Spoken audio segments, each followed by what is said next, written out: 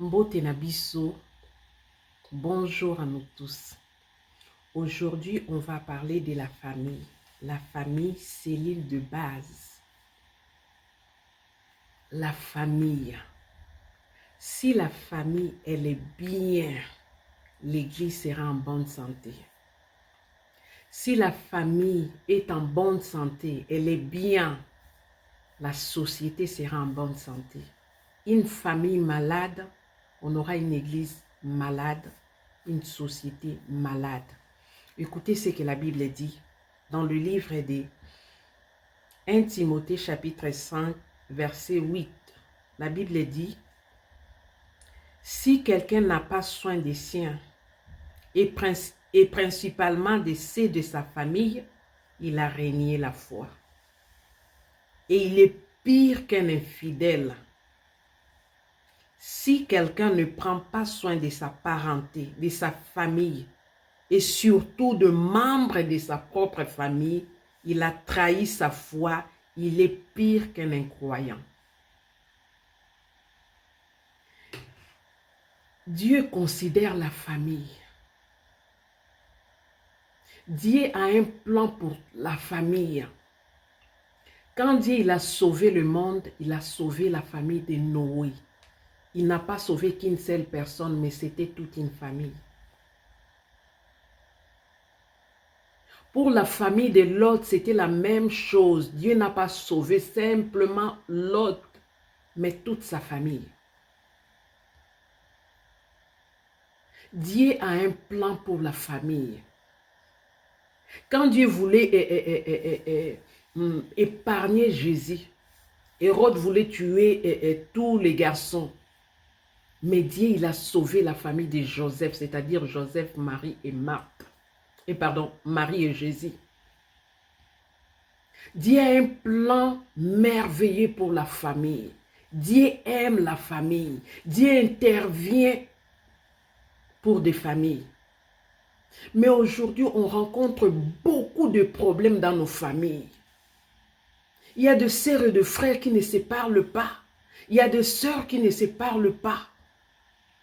Et parfois, on ramène la situation devant les hommes de Dieu. Les hommes de Dieu disent, certains disent, allez régler ça dans votre famille. Si la famille est venue vers vous, l'homme de Dieu, parce qu'il n'arrive pas à voir la solution par eux-mêmes.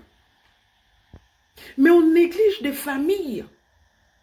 Et on se retrouve avec des églises faibles. Pourquoi? Parce que la famille est déjà détruite. Il y a des hommes de Dieu qui vont travailler, qui vont faire l'œuvre de Dieu. Mais derrière eux, ils laissent une famille cabossée, fracassée, une famille fragile. Mais ils vont à l'autel devant pour prêcher la parole de Dieu. La Bible déclare que la personne qui ne prend pas soin de sa famille, il est pire qu'un incrédule. Il est pire qu'un incrédule. Il faut commencer par chez nous, dans notre maison. La première église, c'est nos maisons.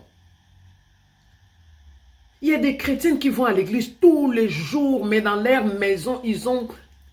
la maison, elle est détruite, mais elle va travailler. Parfois même, elle donne des conseils. La charité bien ordonnée commence par soi. Tu ne peux pas prêcher pendant que ta famille est fracassée. C'est triste. Dieu a un plan pour la famille, pour ma famille, pour ta famille. Faisons quelque chose pour nos familles. Essayons de reconstruire ce qui a été déconstruit, ce qui a été détruit par l'ennemi, parce que l'ennemi de nos âmes veut détruire nos familles, parce que s'il arrive à détruire ta famille, il a détruit l'église, la société, la terre tout entière. Mais Dieu, il a un plan merveilleux pour la famille. Il aime ta famille, il aime ma famille.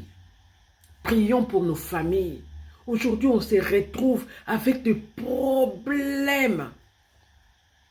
Des petits problèmes qui devaient être réglés, mais maintenant, c'est catastrophique. Des frères qui ne se parlent pas, des sœurs qui ne se parlent pas, et ça commence à descendre Nos enfants ne se parlent plus. Alors ça a commencé là-haut et c'est descendu. Réparons ce qui peut être réparable. Avec l'aide de Dieu, nous allons arriver. Que Dieu nous bénisse. Portez-vous bien et à très bientôt.